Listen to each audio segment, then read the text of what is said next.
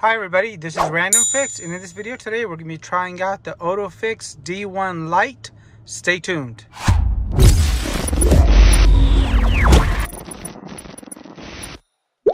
Hi everybody, welcome back to the channel. So we got the OTOFIX D1 Lite here, and I'm just getting ready to use this for the very first time, but don't worry, I'm going to make sure I get a lot of use out of this before I give you guys my recommendations and give this a Random Fix tool grade. I'm going to show you guys what's in the box. We're going to try it on a couple of different vehicles. I'm going to show you guys the updates, how easy it is to set up, and everything else that you want to know before you make this buying decision. So let me show you how easy it is to go ahead and hook this up to the vehicle. This right here is going to be the VCI, which stands for Vehicle Communications Interface. And this one is included as Bluetooth. So you can basically plug this into the vehicle and walk inside your house. I'm currently in Texas and it is hot outside, guys. So I might actually go and do that for the very first time in a video, just because I can go ahead and use the convenience of this particular scan tool. But let me plug it into the vehicle here. All right, so to plug this in, it's got a nice light, and there's my port right here. You can only put it in one way. It slides on, and once it slides on, you're gonna hear a second beep, and this will turn blue when it connects to the actual scan tool.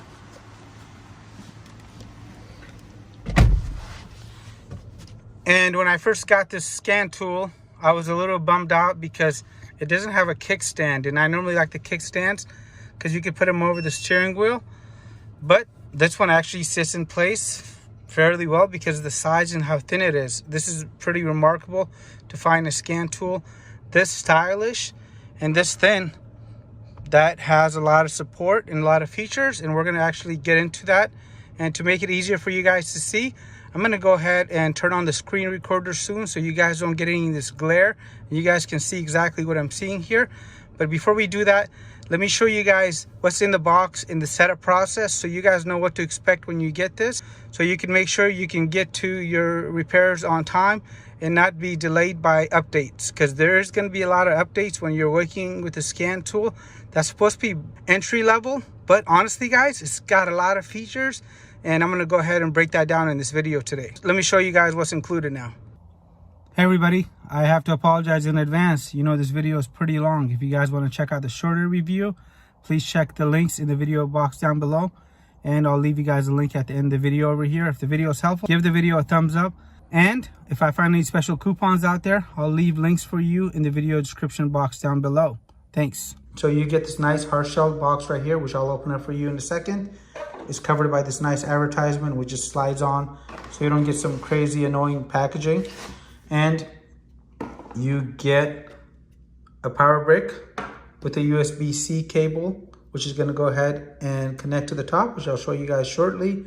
And this is the same USB cable that most Android phones use. So if you do lose the connector, you can easily find a replacement.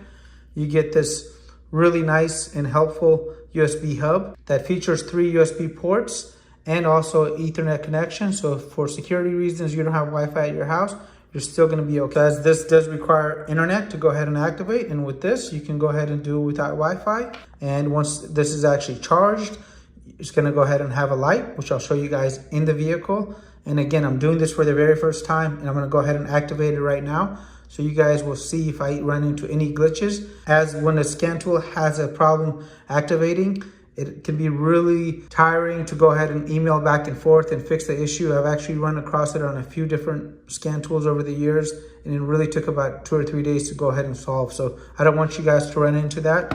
And we get the tablet itself right here. And this is really a thin tablet. You can see how thin this is. Most scan tools are going to be about that thin. Feels really good. It feels like a iPad mini, and it's very sturdy. The power button's right here. It's got a nice soft feel to it. Let's look at the top ports. So really nice and snug access door right here for the connectors. So we have a micro SD card slot and 2 USB connectors. So one of them can be used for the USB hub. The other one can be used for power. Let me show you guys the actual box itself. So the box is going to be contoured, and it's going to go ahead and protect your investment.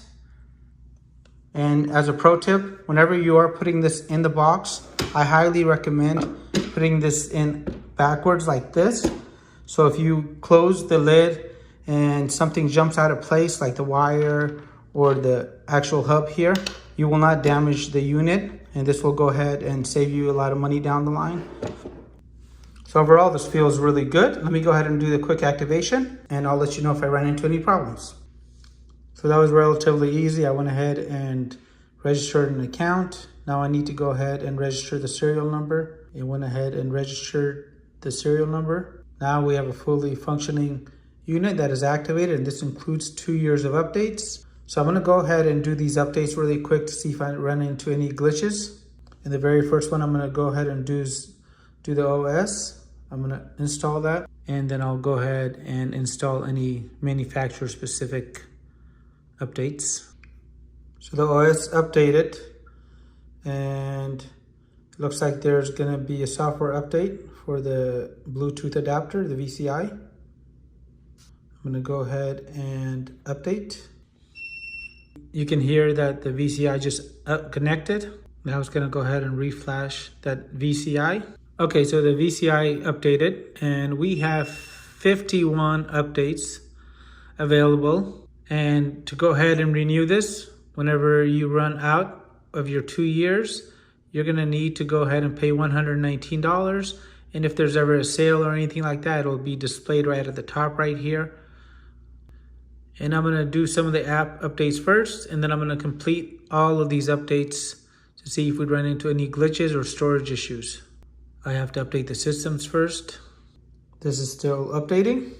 So to do all these system updates actually takes a little while. After the updates are done, I'm gonna have to go ahead and do every specific manufacturer. That's pretty easy because you can just click update all. But if you try to do this right now, it'll give you a warning that you need to update the system first. And so be patient. You might wanna go ahead and do the activation first. If you do not do the activation, this will not turn into a bi-directional scan tool, which we'll talk about later. So after about an hour and a half, this unit is updated. So if you're gonna be using this, try updating it the night before.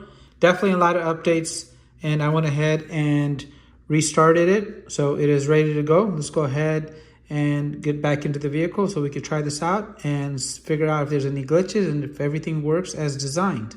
So one thing that happened after the updates, I actually got the ability to go ahead and screen record. So I'm gonna go ahead and screen record now. And there we go. We are screen recording, and this is live. And I'm gonna go walk inside the house so you guys won't have to hear the AC running here. All right, so I feel pretty spoiled to be able to actually do this. So I'm inside the house. If you guys haven't checked out the channel lately, I actually have moved to Texas from California. So we have some icons here on the interface. And if you guys have worked with scan tools before, there's a brand out there called Autel. Well, this unit is actually powered by Autel. And I figured this out when I got the email to activate that it was an Autel email. So I was pretty impressed because I am already familiar with this particular layout. So it's very easy to understand. All you gotta do is swipe to the left, and you get a search option here. And if you swipe to the right, you get a support, OEM authentication, remote desktop. We got the Maxi tool, quick link, user feedback, and the user center. The user feedback is really good. So if you run into a problem that you don't understand, you can get support. Or if there's just an error or an issue with the actual scan tool, you can go ahead and submit a case, and they'll go ahead and try to resolve it on their side. Maybe they need to go ahead and do something with the software, but they'll go ahead and take care of that for you. So down here on the menu, I like the way they actually have this set up. So this is the back button over here. This is the home. This is the Android. And over here, we have basically a switch screen. But I'm gonna go back to the home button here. We got a Chrome feature, so you can actually launch Chrome. And if you accept the terms, and guys, I'm trying this for the very first time, just like you guys would be. So I'm trying to figure out if there's any glitches. So on Chrome now, I can go ahead and go online.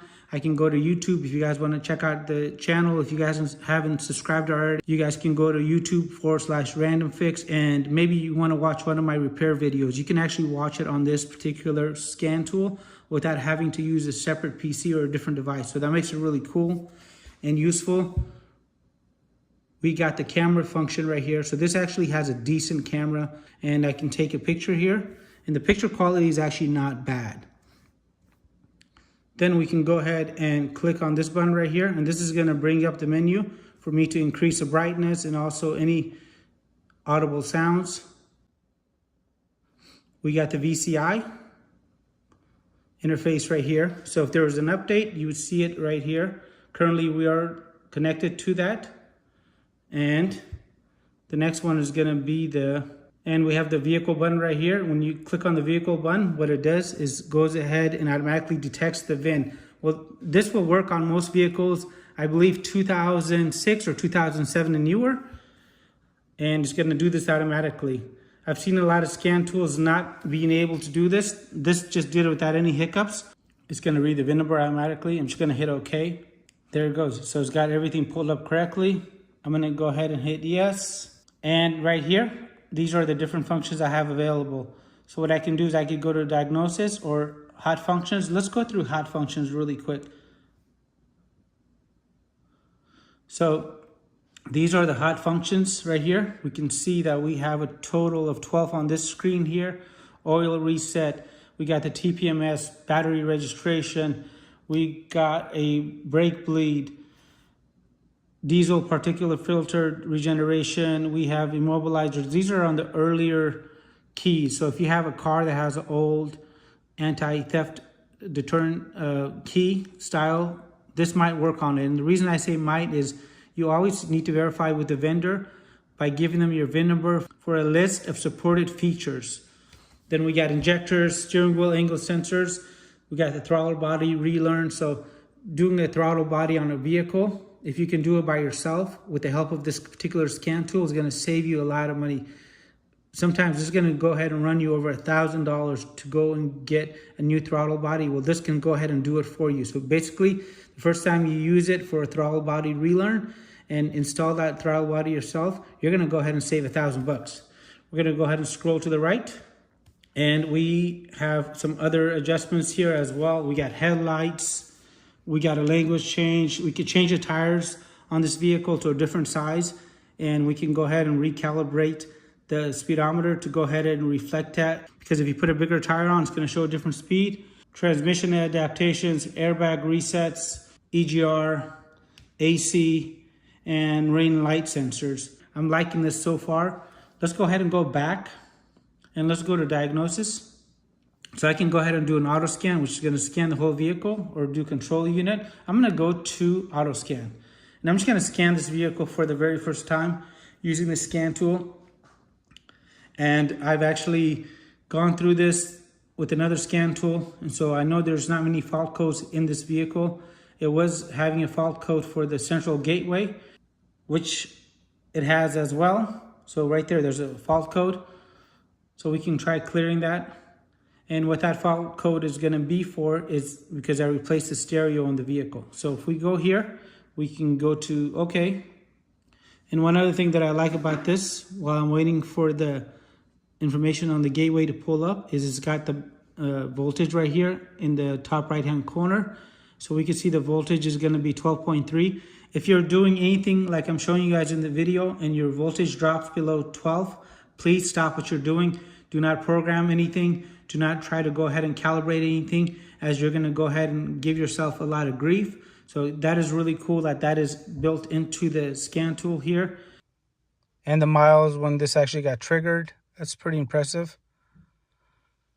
Let's go to search. We can actually search for possible causes. So it'll actually look up that DTC from Chrysler online on Google automatically for you without you having to go back and do this on a different device. Really nice. Now we can go ahead and erase the code. Let's see if that code actually will erase. And these are going to be codes that pop up and reappear after a few minutes, because I really do have the stereo removed from the car. I put an Android stereo in my vehicle and the code is gone. Okay. So that worked. And now that we're back in the car, we can go ahead and check all the other modules. I can actually go ahead and view a report of this, and I can save it. So if you work at a shop, this is great to have. If you have a smaller shop where you're doing brakes, oil changes, and smaller repairs, a scan tool like this is definitely going to go and help you out. When I had a shop back in 2016, I had a Autel unit that I used, and we know this is actually powered by Autel, which is great because you know it's going to be stable and it's going to get the job done. So I'm going to go ahead and go back a little here, and I'm going to go to control unit. We're going to go to the powertrain, and let's go to the engine control module. And now what I can do is I can go ahead and get the ECU information. I could read the trouble codes, erase them, get live data. Live data is pretty impressive. And I'm going to go and try to graph all of these. Okay, so we can see we actually graphed a total of 3 of them right here. Let me start the vehicle.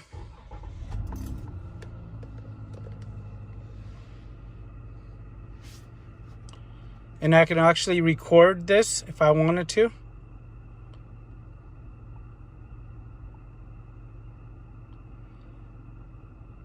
And if I was recording, let's just say a misfire count, I can go ahead and flag a particular moment whenever I noticed it. So if the car was hesitating, I can go and flag it right when it hesitates. So I can figure out what is actually causing it, whether it's the misfire, something with the transmission, something that's causing that to go ahead and basically lose power at that time.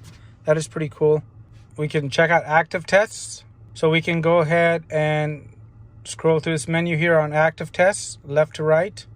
And you can see we have a lot of tests that we can go ahead and engage in, like the vacuum pump relay.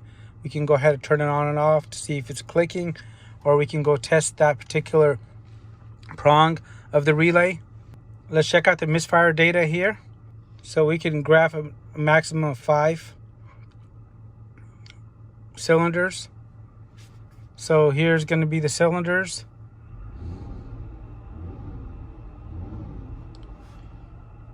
And again, I can record this if I'm doing a road test, and then I can go ahead and freeze or mark that spot where I noticed the misfire or any kind of hesitation.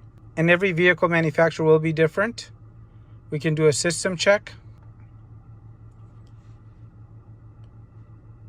Let me see if you can really set the idle on this particular vehicle, because if you can, yeah, so if you do adjust the idle or the RPMs, you could only do it for a certain amount of time.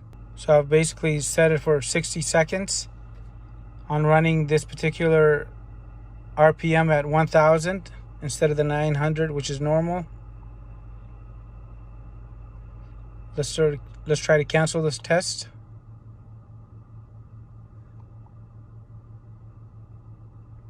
Okay, so the test canceled without any hiccups. This is definitely looking good.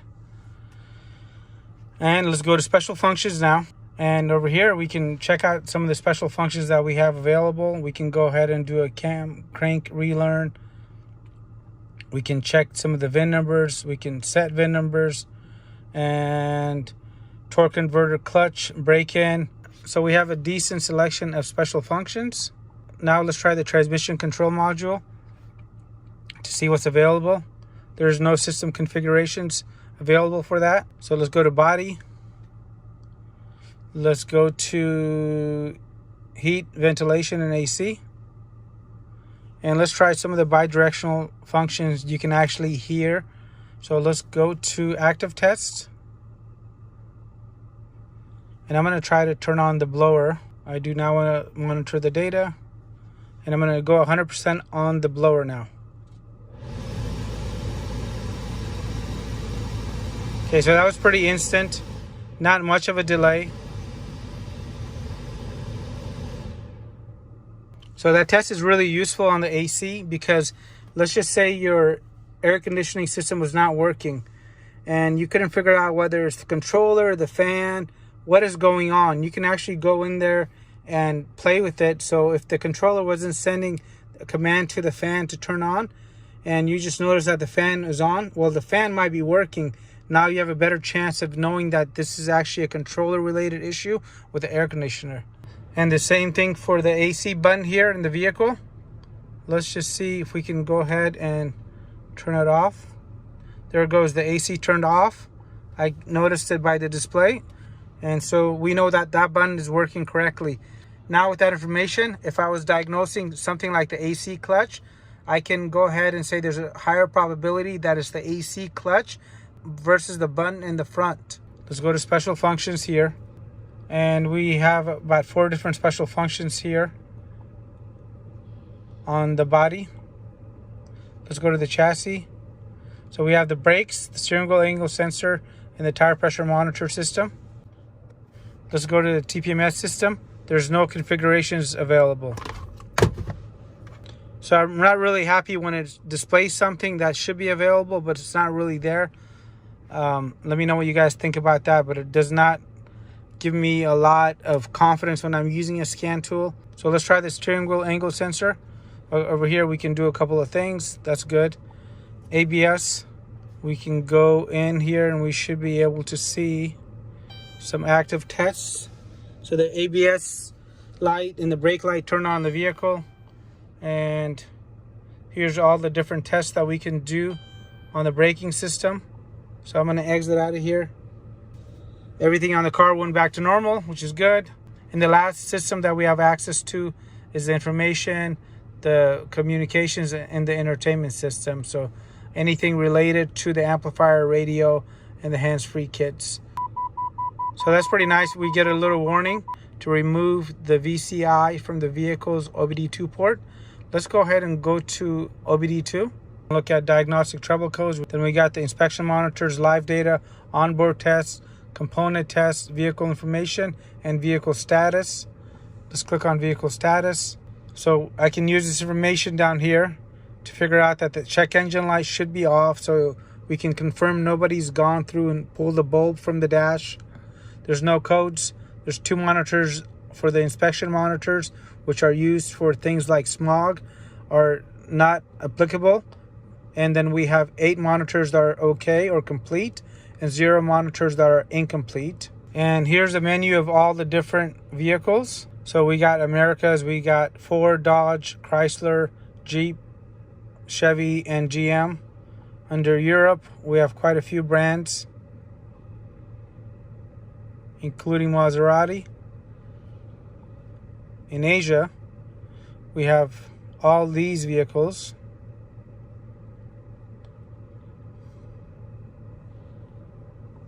And for China, we have all of these vehicles. So quite a big list. And you can also check by all.